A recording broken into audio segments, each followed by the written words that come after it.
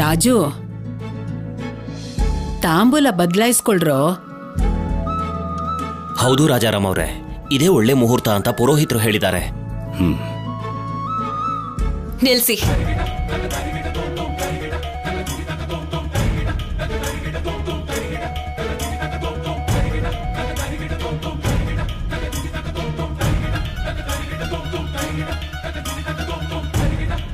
ಇನ್ಯಾಕಮ್ಮ ನಿಲ್ಸೋದು? ಈಗಾಗ್ಲೇ ಜಗಳ ನಡೆದು ಹೊತ್ತು ಮೀರಿ ತುಂಬಾ ತಡ ಆಗೋಗಿದೆ. ಅಥವಾ ಈಗ ಇನ್ನೇನಾದ್ರೂ ಬೇಕಾ? ಕ್ಲಾರಿಟಿ ಬೇಕು. ಅದ್ಯಾ, ಸುಮ್ನಿರು.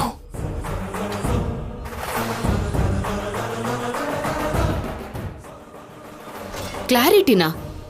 ಮಾತುಕತೆ ನಿಶ್ಚಯ ಆದ್ಮೇಲೆ ತಾನೇ ಬಂದಿರೋದು. ನಿನ್ನೆ ಮಾತಾಡ್ಕೊಂಡಿದ್ದನ್ನ ಈ ಶುಭ ಸಂದರ್ಭದಲ್ಲಿ ಮತ್ತೆ ನೆನ್ಪು ಮಾಡ್ಕೊಂಡ್ರೆ ತಪ್ಪಿಲ್ವಲ್ಲ? ಆದ್ಯ, ಒಳ್ಳೆ ಕಾರ್ಯ ನಡೆಯುವಾಗ ಅದರಲ್ಲಿ ಮೂಗ್ ತೂರ್ಸೋದನ್ನ ಬಿಟ್ಟು ಬೇರೆ ಕೆಲಸ ಇಲ್ವಾ ನಿನ್ಗೆ? ಅಷ್ಟಕ್ಕೂ ನಿನ್ಗೇನ್ ಗೊತ್ತು ಅಂತ ಮಾತಾಡ್ತಿದ್ಯಾ? ಅಮೆರಿಕಾದಲ್ಲಿ ಹುಟ್ಟಿ ಬೆಳೆದಿರೋಳು ನೀನು. ತಾಂಬೂಲ ಅಂದ್ರೆ ಏನು ಅಂತ ಗೊತ್ತಾ ನಿನ್ಗೆ? ಸ್ವಲ್ಪ ಹೊತ್ತು ಹೊರಗಿರು, ನಾವು ಪ್ರಶಾಂತವಾಗಿ ನಿಶ್ಚಿತಾರ್ಥ ಮುಗಿಸ್ಕೋತೀವಿ. ನಾನ್ ಮಾತಾಡಕ್ ಹೊರಟಿರೋದು ತುಂಬಾ ಮುಖ್ಯವಾದ ವಿಷಯ. ಇದ್ ಗೊತ್ತಾಗೋವರೆಗೂ ನಾವ್ ಮುಂದೆ ಹೋಗಕ್ಕಾಗಲ್ಲ. ಇಲ್ಲಾಂದ್ರೆ ಇಲ್ಲಿಗೆ ನಿಲ್ಸ್ಬಿಡಿ. ಶುಭ ಅಂತ ನಿಶ್ಚಿತಾರ್ಥ ಮಾಡ್ತಿದ್ರೆ ಅಪಶಕುನದ್ ಮಾತಾಡ್ತೀಯಲ್ಲೇ. ಆದ್ಯ, ಏನಾಯ್ತು ಇವಾಗ? ಯಾಕೆ ನಿಲ್ಲಿಸ್ತಾ ಇದೀಯಾ? ಹೇಳಿದ್ರಿ ಅಲ್ವಾ, ಮದ್ವೆ ಆದ್ಮೇಲೂ ಕೂಡ ರಾಜಲಕ್ಷ್ಮಿ ಓದ್ಕೋಬಹುದು ಅಂತ. ಆ ವಿಷಯದ ಬಗ್ಗೆ ಪ್ರಶಾಂತ್ ಅವರು ಅವ್ರ ಮನೇಲಿ ಮಾತಾಡ್ಕೊಂಡಿದಾರೋ ಇಲ್ವೋ ಅನ್ನೋದನ್ನ ತಿಳ್ಕೋಬೇಕಲ್ವಾ?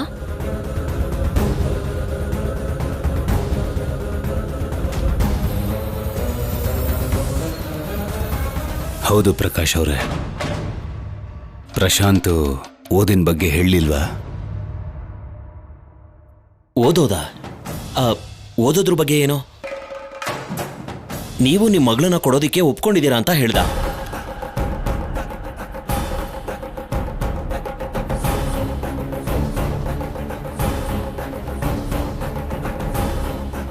ನಿನ್ನೆ ಇದೇ ವಿಷಯದ ಬಗ್ಗೆ ಚರ್ಚೆ ನಡೀತು. ಏನಪ್ಪ ಪ್ರಶಾಂತ್, ನಿಮ್ಮ ಅಪ್ಪ ಅಮ್ಮನ ಹತ್ರ ಹೇಳಿಲ್ವಾ?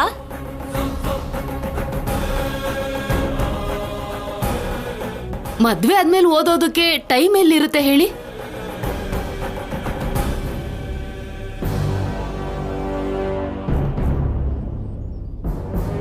ಅದ್ ಹಾಗಲ್ಲ. ಮದ್ವೆ ಆದ್ಮೇಲೂ ಕೂಡ ರಾಜಲಕ್ಷ್ಮಿ ಓದ್ಬೋದು ಅಂತ ಮಾವ ಹೇಳಿದ್ರಲ್ಲ. ಅದು ಹಾಗಲ್ಲಪ್ಪ. ನನ್ನ ಹೆಂಡತಿಗೆ ಈ ಮಧ್ಯೆ ಆರೋಗ್ಯ ಸರಿಯಿಲ್ಲ. ಅವಳು ಕಾಲೇಜ್ಗೆ ಹೊರಟೋದ್ರೆ ನನ್ನನ್ನು ನನ್ನ ಹೆಂಡತಿನೂ ನೋಡ್ಕೊಳ್ಳೋದಿಕ್ಕೆ ಯಾರಿರ್ತಾರೆ ಹೇಳಿ? ಮನೇಲೇ ಇತ್ಕೊಂಡು ನಮ್ಮನ್ನು ನೋಡ್ಕೊಳ್ಳೋದಿಕ್ಕೆ ಯಾರಾದರೂ ಇರಬೇಕಲ್ವಾ? ಓದೋದು ಅಂದರೆ ಆಗಲ್ಲ ಅನ್ಸುತ್ತೆ.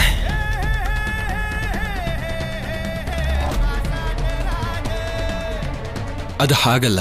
ಅವಳಿಗೆ ಓದೋದು ಅಂದರೆ ತುಂಬ ಇಷ್ಟ. ಆಲ್ರೆಡಿ ಅವಳನ್ನ ಓದಿಸ್ತೀವಿ ಅಂತ ಮಾತು ಕೊಟ್ಟಿದ್ದೀವಿ. ನೀವು ಆಗಲ್ಲ ಅಂತ ಹೇಳಿದ್ರೆ ಹೇಗೆ? ಅವಳು ಓದನ್ನ ಕಂಟಿನ್ಯೂ ಮಾಡ್ತಾಳೆ. ಓದೋದೆಲ್ಲ ನಮ್ಮನೇಲಿ ಸಾಧ್ಯನೇ ಇಲ್ಲ. ನಾವು ಕಳ್ಸೋದೂ ಇಲ್ಲ.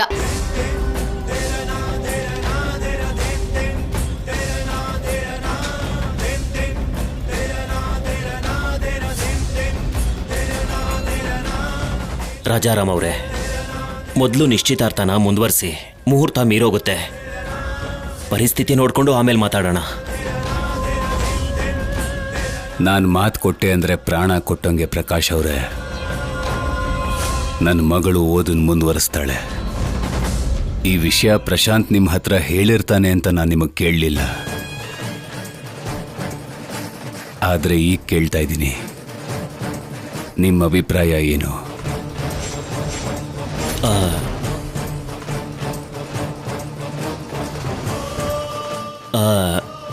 ನನ್ನ ಹೆಂಡತಿ ಹೇಳಿದ್ಲು ಅಲ್ವಾ, ಅವಳ ನಿರ್ಧಾರನೇ ನನ್ನ ನಿರ್ಧಾರನೂ ಕೂಡ. ಹೇಳು ಪ್ರಶಾಂತ್, ಓದೋದಕ್ಕೆ ಒಪ್ಕೊಂಡ್ರೆ ಮಾತ್ರ ನಿಮ್ಮ ಅಪ್ಪ ಅಮ್ಮನ ಕರ್ಕೊಂಡು ಬಾ ಅಂತ ಹೇಳಿದ್ದೆ ತಾನೆ? ಇವಾಗೇನು ಹೀಗಂತಿದ್ದಾರೆ?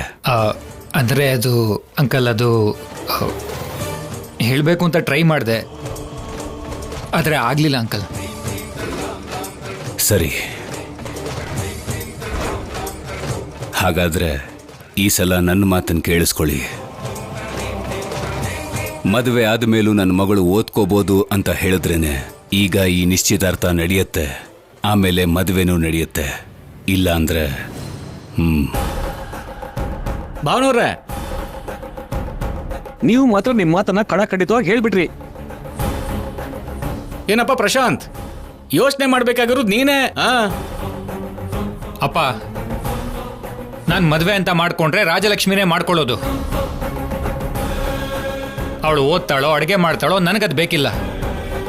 ನಾನು ಆಫೀಸಿಂದ ಬಂದ್ಮೇಲೆ ಒಂದು ಕಪ್ ಕಾಫಿ ಕೊಟ್ರೆ ಸಾಕು.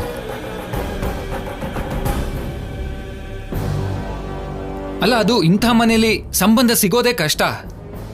ನೀವು ಒಪ್ಕೊಳ್ಳಿಲ್ಲ ಅಂದ್ರೆ ರಾಜಲಕ್ಷ್ಮಿನ ಮದುವೆ ಮಾಡಿಕೊಂಡು ಬೇರೆ ಸಂಸಾರ ಮಾಡ್ತೀನಷ್ಟೇ.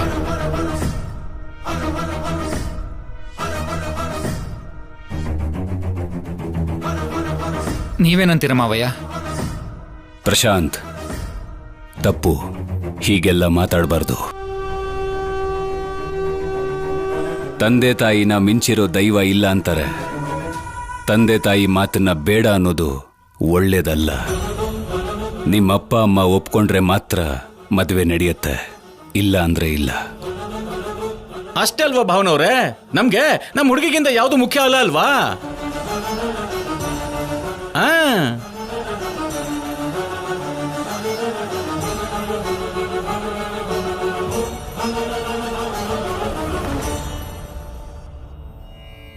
ರಾಜಾರಾಮ್ ಅವ್ರೆ, ನಮ್ಗಿರೋದು ಒಬ್ನೇ ಮಗ.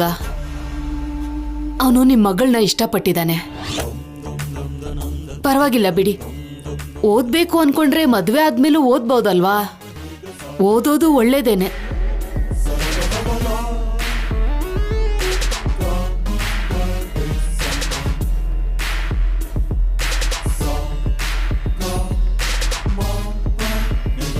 ನೋಡು ಪ್ರಶಾಂತ್, ಮದುವೆ ಆದ್ಮೇಲೆ ರಾಜಲಕ್ಷ್ಮಿ ಓದ್ತಾಳೆ ಅನ್ನೋ ವಿಷಯನ ನಿಮ್ಮ ಅಪ್ಪ ಅಮ್ಮನ ಹತ್ರ ಮುಚ್ಚಿಟ್ಟಿದ್ಯಾ.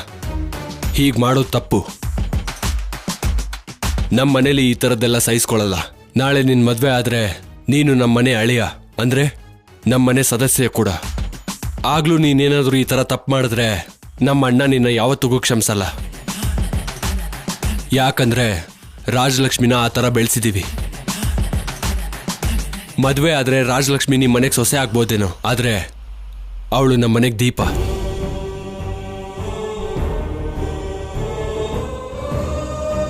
ಆ ದೀಪ ಎಲ್ಲೇ ಇದ್ರೂ ಪ್ರಶಾಂತವಾಗಿ ಬೆಳಗ್ತಿರ್ಬೇಕು. ಏನಾದ್ರೂ ತೊಂದರೆ ಬಂದ್ರೆ ನಮ್ಮ ಬಗ್ಗೆ ಗೊತ್ತಿದೆ ಅಲ್ವಾ? ಅಯ್ಯೋ, ನೀವು ಅಷ್ಟೊಂದು ಹೇಳ್ಬೇಕಾ ಶಿವರಾಜ್ ಅವರೇ?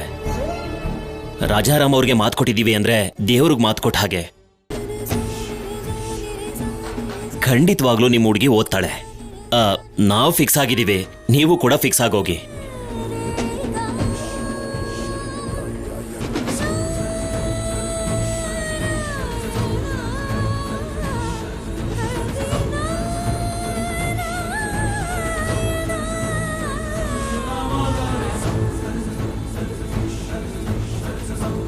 ಇನ್ಯಾಕ್ ತಡ, ತಾಂಬೂಲ ಬದಲಾಯಿಸ್ಕೊಳ್ಳಿ.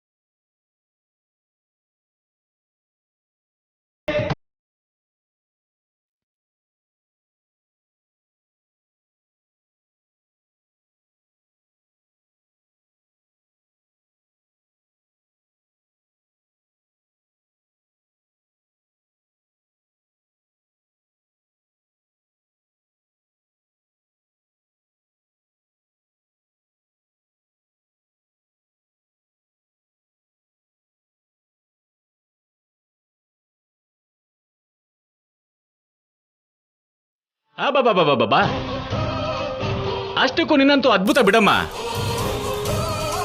ನಿನ್ನಂತ ಹೆಣ್ಣು ಹುಡುಗಿ ಪ್ರತಿ ಮನೇಲೂ ಇದ್ರೆ ಯಾವ ಮನೆ ಆದ್ರೂ ಸರಿ ಎಕ್ಸಿಬಿಷನ್ ಆಗಿ ಲಕ ಅಂತ ಕಳಕಳೆ ಆಗಿರುತ್ತಮ್ಮ. ನಿನ್ನಂತ ಹುಡುಗಿ ನಿಜವಾಗ್ಲೂ ಇರ್ಬೇಕಮ್ಮ. ನಿನ್ನಂತ ಸೊಸೆ ಬರ್ಬೇಕು ಮನೆಗೆ. ಸರಿಯಾಗಿ ಹೇಳಿದ್ರಿ ಅಪ್ಪ. ಇಷ್ಟು ವರ್ಷಗಳಲ್ಲಿ ಇವತ್ತೇ ಒಳ್ಳೆ ಮಾತಾಡಿರೋದು. ಅದೇ ಕಣ ನಾನು ಹೇಳ್ತಿರೋದು. ಅದ್ಭುತವಾದ ಹೆಣ್ಣಲ್ವಾ? ಏನ ನಿಮ್ಮ ಅಪ್ಪ ಕಣ.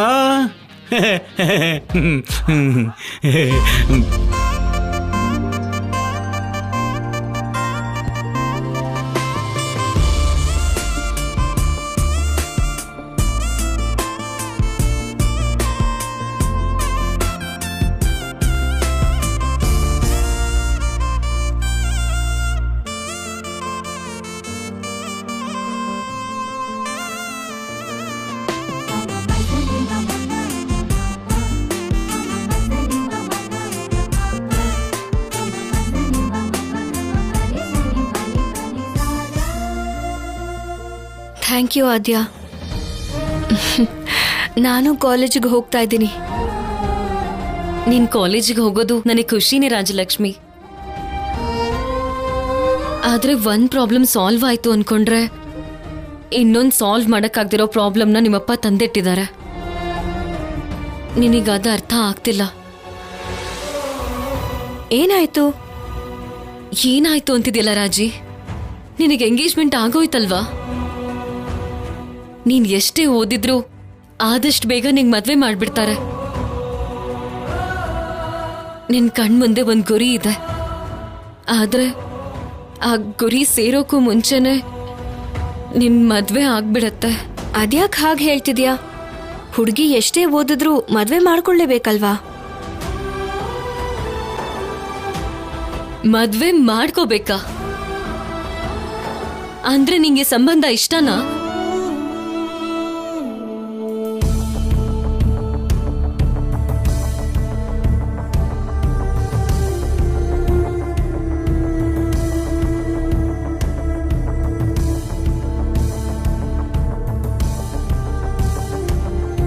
ನೋಡಿದ್ಯಾ ಎಷ್ಟು ಯೋಚನೆ ಮಾಡ್ತಿದ್ಯಾ?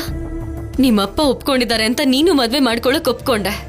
ಆದ್ರೆ ನಿನ್ ಮನ್ಸಲ್ಲಿ ಓದ್ಬೇಕು, ಭವಿಷ್ಯದಲ್ಲಿ ಒಳ್ಳೆ ಸ್ಥಾನಕ್ಕೆ ಹೋಗ್ಬೇಕು ಅನ್ನೋ ಆಸೆ ಇದೆ. ಹಾಗೆ ಫ್ಯೂಚರ್ ಅಲ್ಲಿ ನಿನಗ್ ತಕ್ನಾದೊನ್ನ ನೋಡಿ ನಿನಗ್ ಪ್ರೀತಿ ಹುಟ್ಬೋದಲ್ವಾ? ನಿನ್ ಮನ್ಸಿಗೆ ಇಷ್ಟ ಅದೊಂದು ನಿನ್ ಮುಂದೆ ಬಂದ್ರೆ ಆಗೇನ್ ಮಾಡ್ತೀಯಾ? ಅವಾಗ ಎಂಗೇಜ್ಮೆಂಟ್ ನ ಕ್ಯಾನ್ಸಲ್ ಮಾಡ್ಕೋತ್ಯಾ? ಪ್ರೀತಿ ಅನ್ನೋದು ಎಂಗೇಜ್ಮೆಂಟ್ ಆದ್ಮೇಲೆ ಹುಟ್ಟುತ್ತಾ?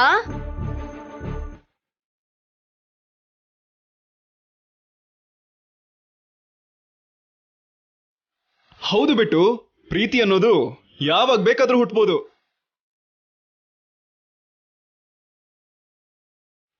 ಅದು ಒಂಥರ ಹಸಿ ಕೂಸಿದ್ದಂಗೆ, ಬೆಳೀತಾ ಹೋಗುತ್ತೆ ಹೊರತು ಕಡಿಮೆ ಆಗಲ್ಲ.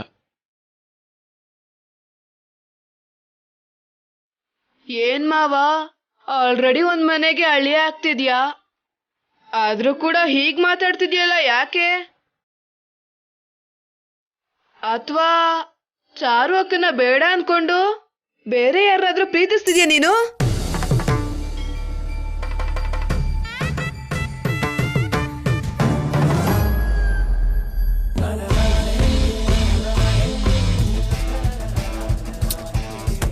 ನಿಮ್ ಡ್ರಮ್ಮು ಮವಂಗೆ ಇದೆಲ್ಲ ಕಾಮನ್ ಅಲ್ವಾ?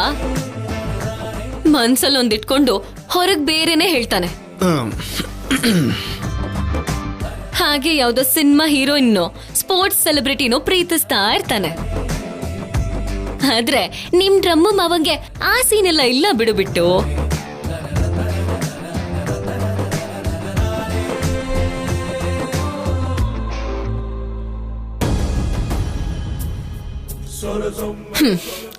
ಈಗ ನಿನ್ ವಿಷಯ ಹೇಳು ರಾಜಲಕ್ಷ್ಮಿ. ನೀನೇನ್ ಮಾಡೋಣ ಅನ್ಕೊಂಡಿದ್ಯಾ? ಫ್ಯೂಚರ್ ಅಲ್ಲಿ ನಿನ್ ಮನ್ಸ್ ಬದ್ಲಾದ್ರೆ ಅವಸರ ಪಟ್ಟೆ ಅಂತ ಬೇಜಾರ್ ಮಾಡ್ಕೋತಾನೆ ಇರ್ತ್ಯಾ?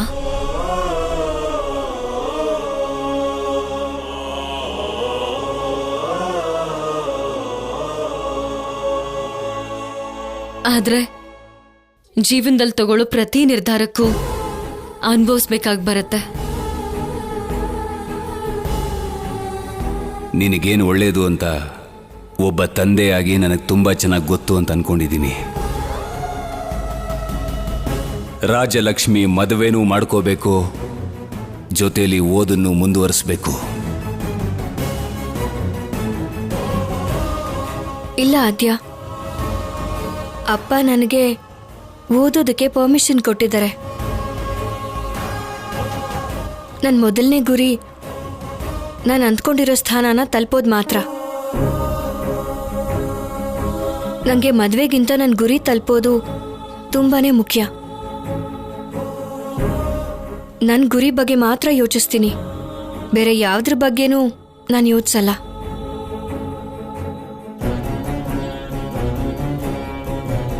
ಈಗ ಅಪ್ಪ ಓದ್ಸೋದಕ್ಕೆ ಒಪ್ಕೊಂಡಿದ್ದಾರೆ, ನನಗದೇ ಸಂತೋಷ.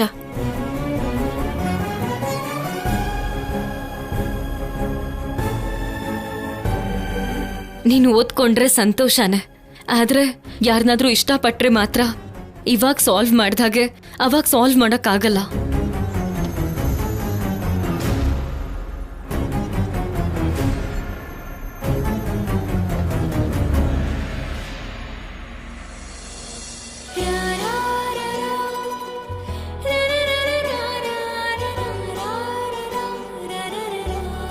ಹಾಯ್ ಆದ್ಯ, ಫ್ರೆಂಡ್ಸ್. ನೀನ್ ರಾಜಲಕ್ಷ್ಮಿ ಫ್ರೆಂಡ್ ಅಲ್ವಾ? ನನ್ ಜೊತೆ ಏನ್ ಫ್ರೆಂಡ್ಶಿಪ್? ಅವಳ ಫ್ರೆಂಡ್ ಆಗಿರೋದಕ್ಕೆ ಈ ಮಧ್ಯೆ ಬೆಕ್ಕಿಗೂ ಹಲ್ಲಿಗೆ ಭಯ ಪಡ್ತಾ ಇದ್ದೀನಿ. ಆದ್ರೆ ನೀನ್ ಹಾಗಲ್ಲ, ಧೈರ್ಯ ಜಾಸ್ತಿ. ರಾಜಲಕ್ಷ್ಮಿ ಓದ್ತಾಳೆ ಅಂತ ಡೈರೆಕ್ಟ್ ಆಗಿ ಅಂಕಲ್ನೇ ಒಪ್ಸ್ದೆ ಅಲ್ವಾ? ನಾನೆಲ್ಲ ಕೇಳಿಸ್ಕೊಂಡೆ. ಇನ್ಮೇಲಿಂದ ರಾಜಲಕ್ಷ್ಮಿ ನಾನು ಸೇರಿ ಕಾಲೇಜ್ಗೆ ಹೋಗ್ತೀವಿ. ಹಳೆ ನೆನಪುಗಳು ಮತ್ತೆ ನೆನಪಾಗತ್ತೆ. ಎಲ್ಲ ನಿನ್ನಿಂದಾನೆ. ನೀನ್ ನನ್ನ ಜೊತೆ ಫ್ರೆಂಡ್ಶಿಪ್ ಮಾಡು, ನಿನಗೆ ಊರೆಲ್ಲ ತೋರಿಸ್ತೀನಿ. ಸಂಜೆ ಹೊರಗಡೆ ಹೋಗೋಣ. ಹೌದಾ? ಹಾಗಾದ್ರೆ ನಾನು ನಿನ್ ಜೊತೆ ಫ್ರೆಂಡ್ಶಿಪ್ ಮಾಡಲ್ಲ. ಅರೆ ಯಾಕೆ? ಅಂದ್ರೆ ಚಿಕ್ಕ ಹೆಲ್ಪ್ ಮಾಡಿದ್ದಕ್ಕೆ ಫ್ರೆಂಡ್ಶಿಪ್ ಮಾಡ್ತೀನಿ ಅಂತಿದ್ಯಾ?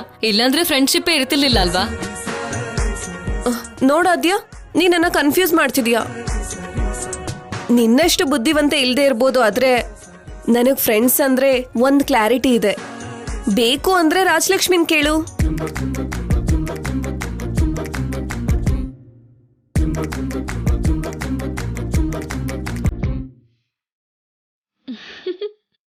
ಏನೇನ್ ಆಗ್ತಾ ಇದೆಯಾ? ನಿಜನೇ ಅಲ್ವಾ? ನಿಜಾನೇ. ಓಕೆ, ನೀವಿಬ್ರು ಯಾವ ಕೋರ್ಸ್ ತಗೋಬೇಕು ಅನ್ಕೊಂಡಿದ್ದೀರೋ ನೋಡಿ. ರಾಜಿ ಬಾ ನೋಡು.